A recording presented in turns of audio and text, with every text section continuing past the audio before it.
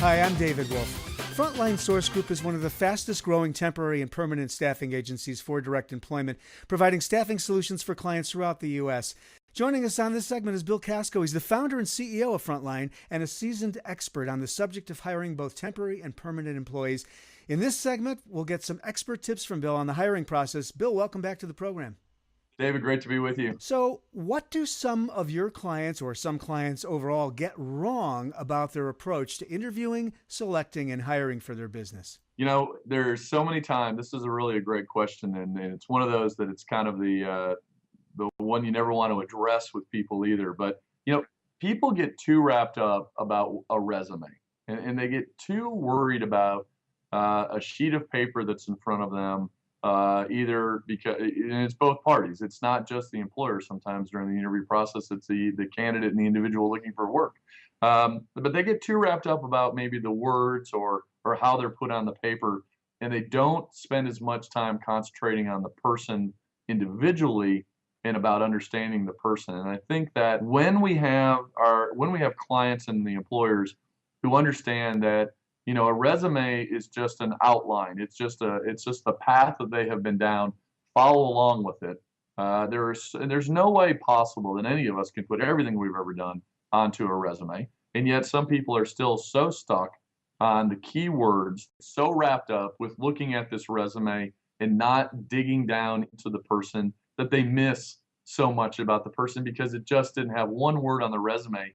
And you know, there were times when people thought, well, I need to stuff my resume with all of these additional words. And I can tell you, I can remember looking at resumes, and you would see under skill set, it would say things like they had their skill set was they were able to fax, and you know, or use a copier, or Explorer. Internet Explorer was one of those that always made us laugh. And so now 10, 12, 15 years ago, boy, you may have been an IT genius because you had that on your resume. Today we look at it and we laugh. And so it's the same thing. It's not about all of the special words that are put down on a resume. It's about the person and having that discussion to talk about their accomplishments, what they have done, and the path that they have gone down and where they want to be at the end of the day.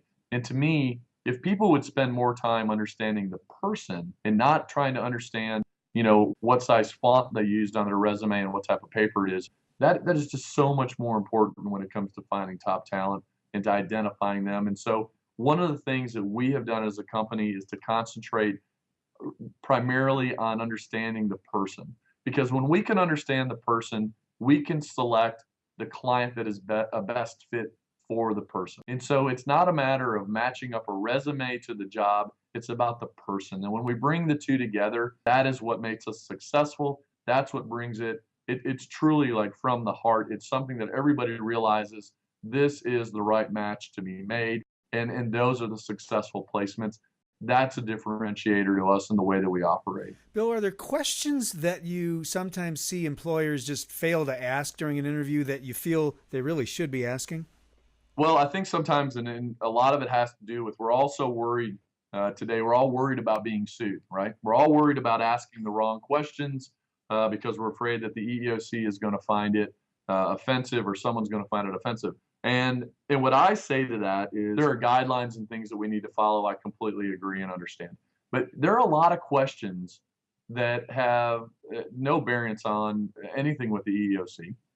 And you can absolutely go down. And it really, again, it goes back to asking about the person. One of my favorite questions to ask that I think employers miss, I don't care where you are in your career, it's to ask the individual, tell me about your first job.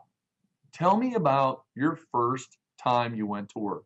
And I want to know two questions. I want to know where you went to work. I want to know how you got the job. And it's really important to me to understand how did you get the job? Did your mom or dad know someone and they hooked you up? Or did you go and make a phone call? Or did you get on your bike and go up to the grocery store, fill out the application so that you could bag groceries? That to me tells me more about the person than any other question I can ever ask, because it really dictates where they started.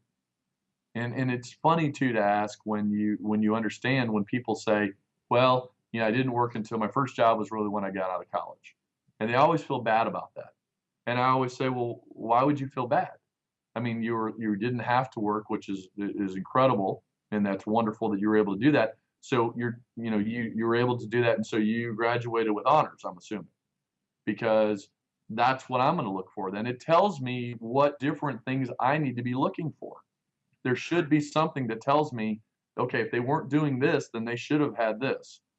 If they were working the entire time and they said, well, I started working at 15, I worked all through high school, then I paid my way through college working as well. Wow, that tells me a lot.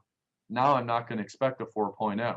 But you know what? If I get some great grades as well from them, they say, well, I graduated, with honors. You're like, wow, you worked your whole way through and you paid for college while you were doing. That's huge. But it tells me that's a different type of person. That's a different person that is going to actually probably be more self-motivated, and I'm probably not going to have to spend as much time with holding their hand or micromanaging. And it's funny that it doesn't matter where you are in your career, whether you're fresh out of college, out of high school, or you're a tenured 40-year veteran doing drafting, AutoCAD drafting or something. That question never changes. It's the question that's always going to be there. There's no way around it. It is what it is. But it's funny when you ask and you look at the path of what this person's gone on. That to me is so important. It's to understand the path of where they've been and what got them to where they're at today. Great stuff, Bill. Thanks so much for joining us today. We've been visiting with Bill Kasko. He's the founder and CEO of Frontline Source Group. They are the experts in placing temporary and permanent staffing into business enterprises with offices in Texas and in the surrounding markets. For more information, visit frontlinesourcegroup.com. I'm David Wolf. Thanks for watching.